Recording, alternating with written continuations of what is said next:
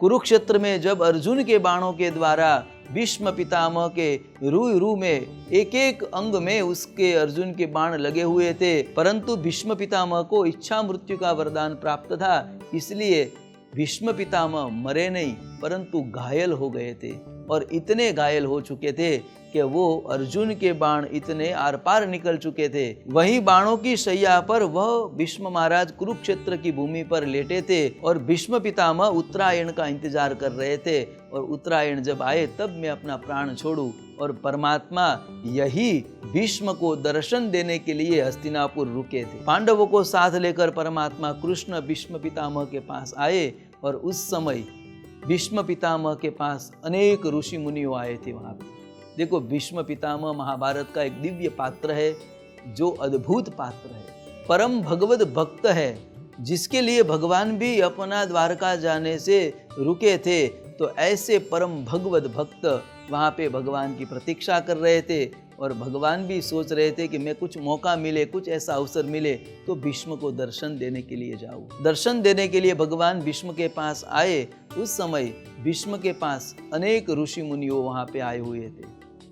क्योंकि भीष्म की अंतिम विदाई हो रही थी और महाभारत का एक महान पात्र जब विदाई ले रहा था इस धरती से, तब सभी ऋषि मुनियों भी वहाँ पे आए थे भीष्म को विदाई करने के लिए।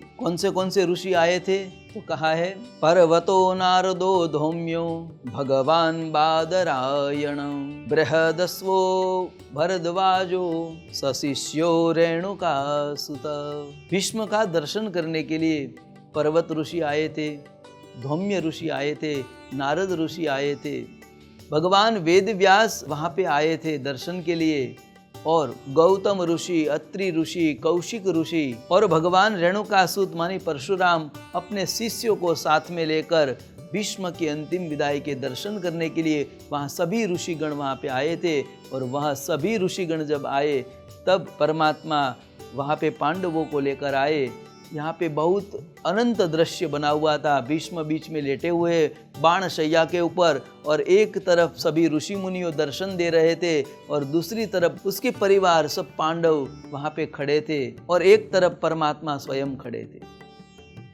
ऐसा दृश्य भीष्म पितामह ने देखा और देखते ही तुरंत सबको नमस्कार किया, सभी ऋषि मुनियों का स्वागत किया। अब यहाँ पे पूजन करने के लिए कोई पदार्थ तो नहीं था, इसलिए आंसू बहाकर भीष्म पितामह ने सभी के चरण धोते हुए ऋषि मुनियों के ऐसा भाव प्रकट किया और वाणी से ही सभी ऋषि मुनियों को वंदना की। सभी ऋषि मुनियों को वंदना करने के बाद अपने परिवार के ज्येष्ठ पुत्र ऐसे युधिष्ठिर को देखा और युधिष्ठिर को बुलाया कि बेटा आ गया।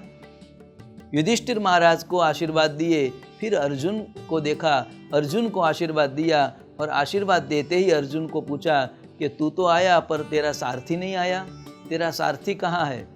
जैसे ही भीष्म पितामह ने सारथी का नाम लिया, कृष्ण समझ गए कि मुझे बुला रहे हैं। कृष्ण पीछे खड़े हुए थे, वहीं से आगे पैर के पास आकर खड़े हुए और कहने लगे, दादाजी मैं तो यहीं पे खड़ा हूँ, आपको दर्शन कर रहा हूँ। और भगवान का दर्शन भीष्म पितामह ने किया और तुरंत भगवान से प्रार्थना करने लगे, स्तुति करने लगे। सदैव देवो भगवान प्रतीक्षताम कलेवरम यावदिदं हिनोम्यहम् प्रसन्न हासारुणलोचनो लसन मुखाम्बुजो ध्यान पथश्चतुर्भुजा।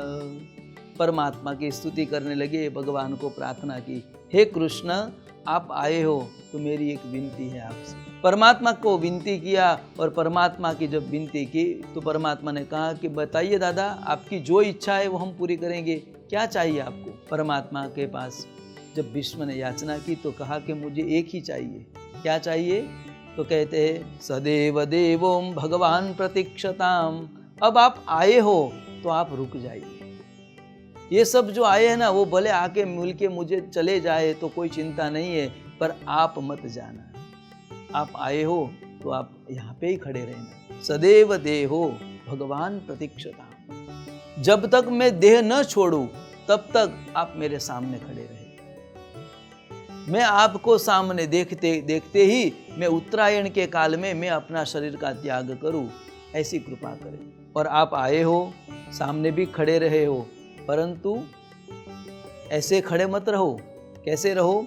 प्रसन्नहासा ऋणलोचनो, आप प्रसन्न होकर खड़े रहे, मुस्कुराते रहिए, मेरे सामने भी खड़े रहे और मुस्कुराते भी रहे। भगवान ने सोचा कि ये तो बड़ी ड्यूटी लग गई हमारी, ये तो कठिनाई हो गई। अब मैं आया था मिलने के लिए, अब दादा ने बोल दिया कि आप यहीं पे खड़े रहो। अब ये तो इच्छा मृत्यु प्राप्त किया हुआ है, कितने दिन और जिएगी क्या मालूम। भगवान ऐसे सोचने लगे और ऐसे ही सोचने लगे तब भीष्म ने वापिस पुनः प्रार्थना की, प्रभु ऐसे उदास मन से नहीं, खिन्न हृदय से नहीं, जबरदस्ती भी नहीं, पर आप प्रसन्नहासा ऋणलोचनो लसन, आप प्रसन्न हास होकर मुस्कुराते हुए हमारे सामने खड़े रहे।